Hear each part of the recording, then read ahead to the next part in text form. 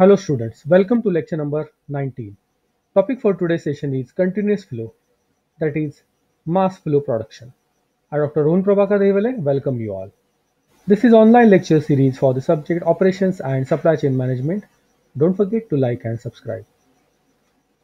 Learning objectives for today's sessions are to know the basic concepts of continuous flow production and to understand the merits and demerits of continuous flow production. Continuous flow production. We will start with the concept.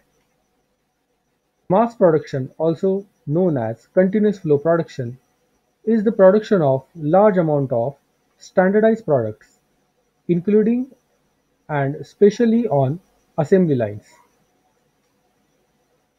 The concept of mass production are applied to various kinds of products, from fluids and particulates handled in bulk, such as food, fuel, chemical, etc., to discrete solid parts, such as fasteners.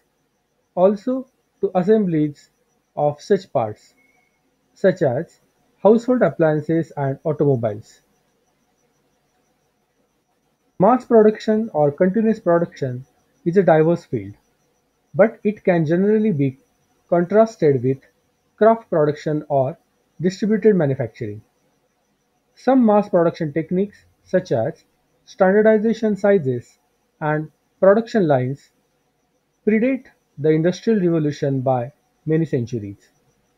However, it was not until the introduction of machine tools and techniques to produce interchangeable parts were developed in the mid-19th century that modern mass production was possible.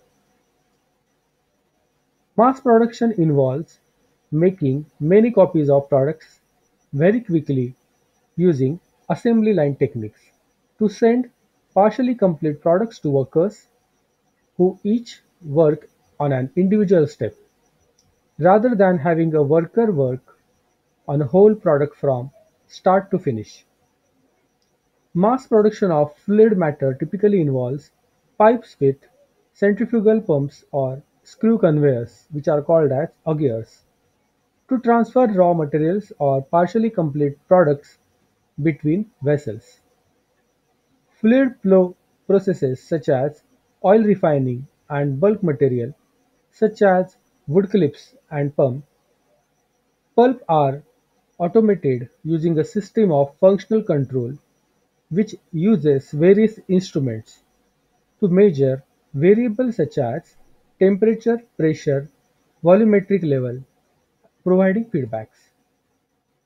This is the example where work in process to finished products are prepared. So resources inputs like liquid and materials are there, and processing steps can be heating, cooling, drying and mixing.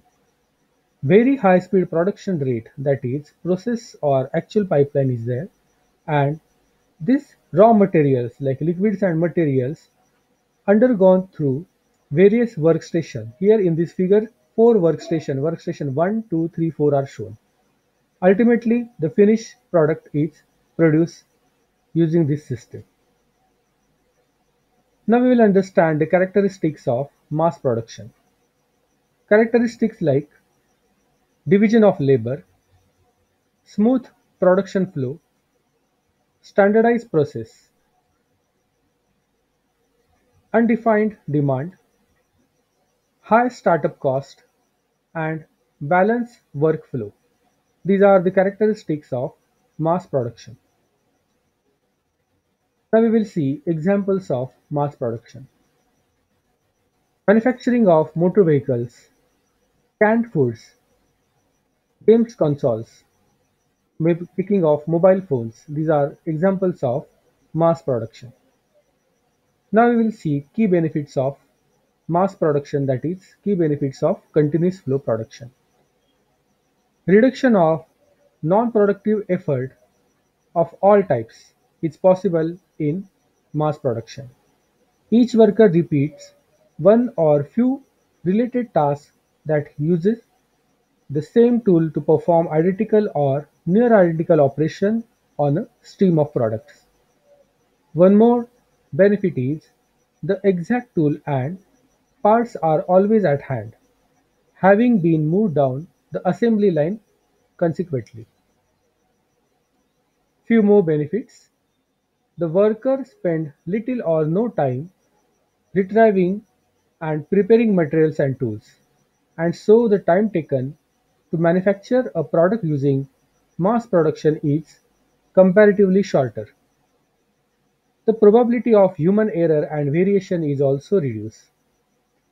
In mass production, a reduction in labor cost as well as increased rate of production enables a company to produce a larger quantity of products.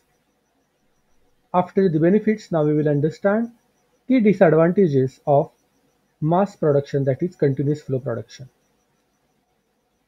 So the key disadvantages are: it is difficult to alter a design or production process after a production line is implemented. All products produced on one production line will be identical or very similar, and introducing variety to satisfy individual tastes is not easy in case of mass production. However, some variety can be achieved by applying different finishes and decorations at the end of the production line if it is necessary. We will continue with the disadvantages. The starter cost of the machineries can be expensive, so the producer must be sure it sells, and producers will lose a lot of money. Tremendous affordable output, but was not very good at responding to demand of variety. Customization or design changes are not that much flexible or feasible in case of continuous flow production. Customization production is not possible or it is extremely difficult in case of continuous flow production, that is key disadvantage.